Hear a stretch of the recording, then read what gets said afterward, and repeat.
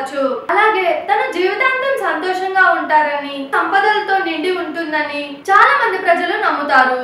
మనలో ప్రతి ఒక్కరూ కూడా ధనలక్ష్మి ఆశీస్సులు ఉండాలని కోరుకుంటూ, మనలో కూడా ప్రతి ఒక్కరూ ధనలక్ష్మి ఆశీస్సులు కావాలని కోరుకుంటూ ఉంటారు.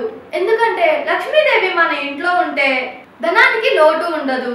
అందుకే లక్ష్మీదేవి మన ఇంట్లోకి రావాలని, లక్ష్మీ కటాక్షం మనకు సిద్ధించాలని, మన ఇంట్లో నుంచి లక్ష్మీదేవి ఎప్పుడు బయటికి వెళ్ళకూడదని చాలా మంది ప్రజలు ఎన్నో రకాల పూజలు, వ్రతాలు చేస్తూ ఉంటారు.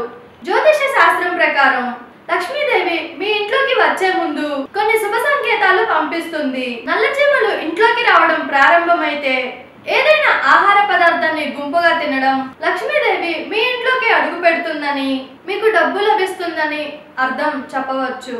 ఎందుకంటే నల్లచీమలు మీ ఇంట్లోకి వరుస కట్టి వచ్చి ఏదైనా ఆహార పదార్థం తింటున్నట్లుగా మీకు కనిపిస్తే లక్ష్మీదేవి మీ ఇంట్లోకి రాబోతుందని అర్థం చేసుకోవచ్చు.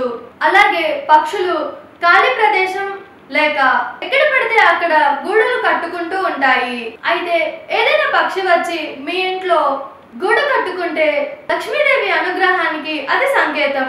అలాగే ప్రతిరోజు తులసి మొక్క చుట్టూ అనేక బల్లులు ఒకేసారి కనిపిస్తే అది అశుభ సంకేతంగా పరిగణిస్తారు. ఇలా జరగడం మీకు మంచిది కాదని నిపుణులు చెబుతున్నారు. ముఖ్యంగా చెప్పాలంటే పురుషులలో ఎడమ కంటిపై బల్లి పెడితే శుభవార్త వింటారు.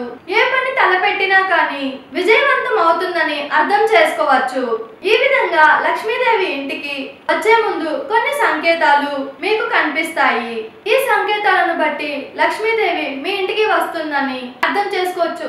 చూసారు కదా, ఇలాంటి మరిన్ని ఇంట్రెస్టింగ్ వీడియోస్ కోసం మా ఆర్కే7 భక్తి ఛానల్ ని లైక్ చేయండి, షేర్ చేయండి, సబ్స్క్రైబ్ చేసుకోండి. నేను మీ Anusha anchor. Thank you all.